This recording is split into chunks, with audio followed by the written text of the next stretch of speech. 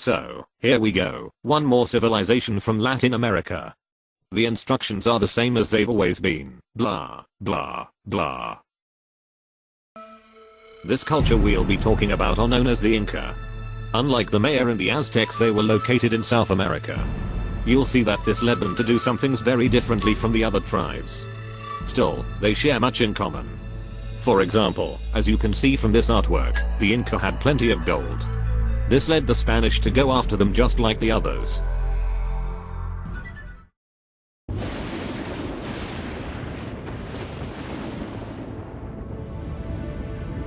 The Inca and their ancestors stood in awe of the power of nature. In addition to Inti, the sun god, they worshipped the mountains, the earth, thunder, and the moon. They expanded their pantheon with each new people they conquered, incorporating new idols and spirits as their own. But all people of the region agreed on one universal creator called Viracocha. As the Inca left no written record, we know their gods as we know much of Indian life from chronicles of the Spaniards. Pedro de Cieza de Leon arrived in 1535. The Indians say that for many days the world was in darkness, and then there emerged from the island of Titicaca the sun in its splendor, at which all rejoiced. And there came a man, large of stature, who had great powers. They called him Father of the Sun. Hey, that video was cool. That leaves me wanting to ask just one question. Who are these people? Oh look, we are starting with geography. Way to shake things up, Roti.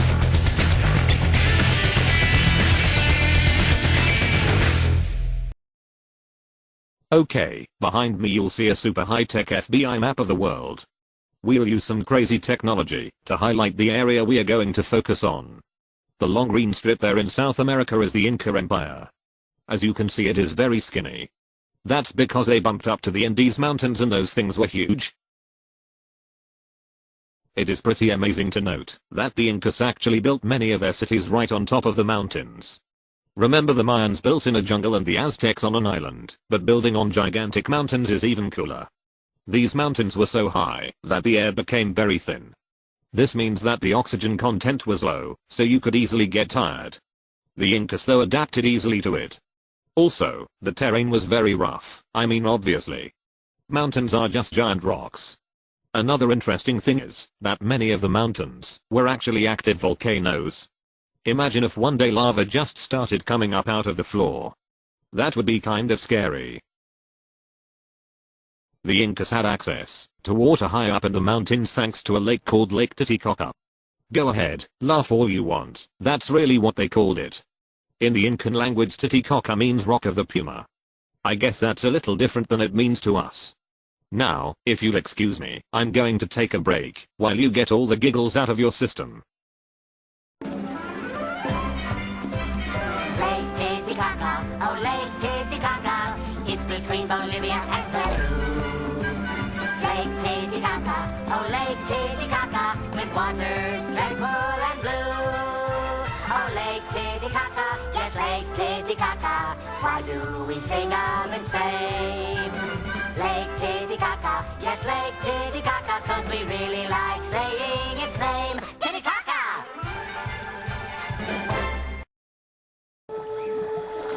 The Inca and their ancestors thrived by adapting to an unforgiving environment. Their bodies evolved, developing larger lungs and short, powerful legs to negotiate the steep mountain terrain. They domesticated animals like llama and alpaca, providing meat and wool for warm clothing.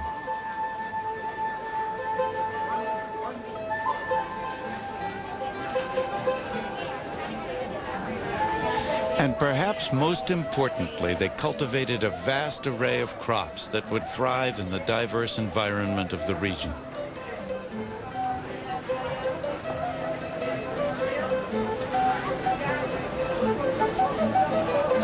was the most valued. They grew tomatoes and peanuts and over 200 types of potatoes. They cultivated cocoa plants, chewing the leaves to ward off hunger and fatigue.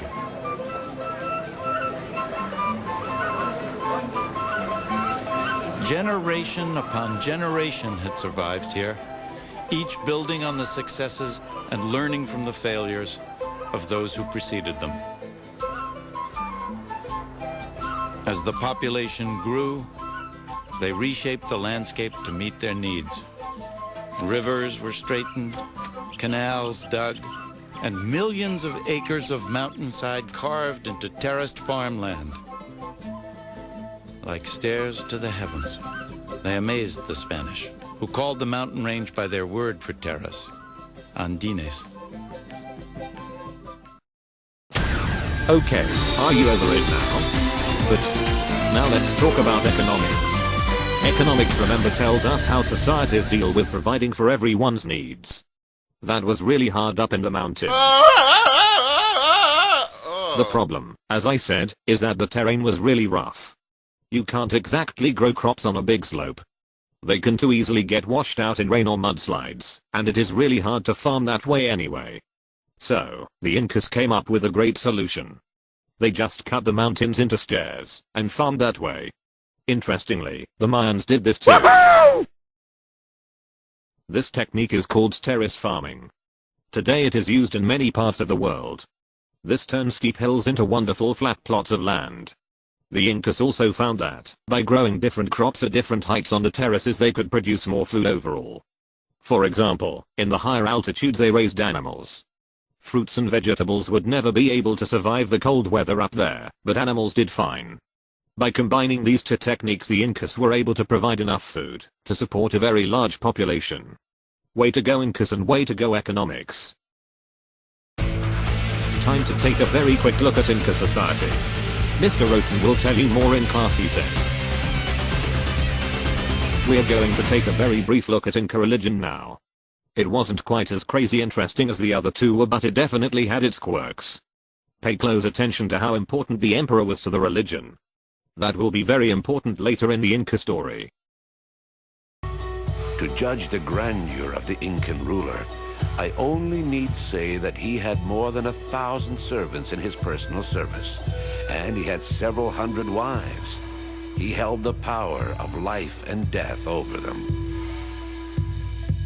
It was said that when the Incan ruler departed this life, his wives committed suicide.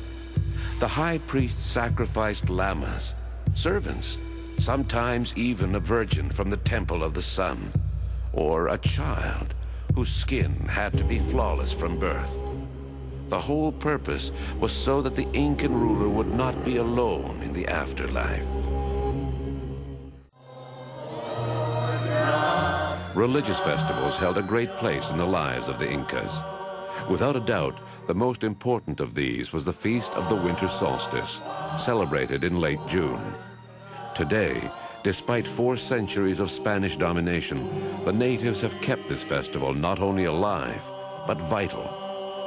For the glory of the sun, the Incan god in heaven and his earthly son, the Incan emperor, the Curacas, defeated military leaders, and the entire aristocracy of Peru got together for Remi, a series of wonderful festivities.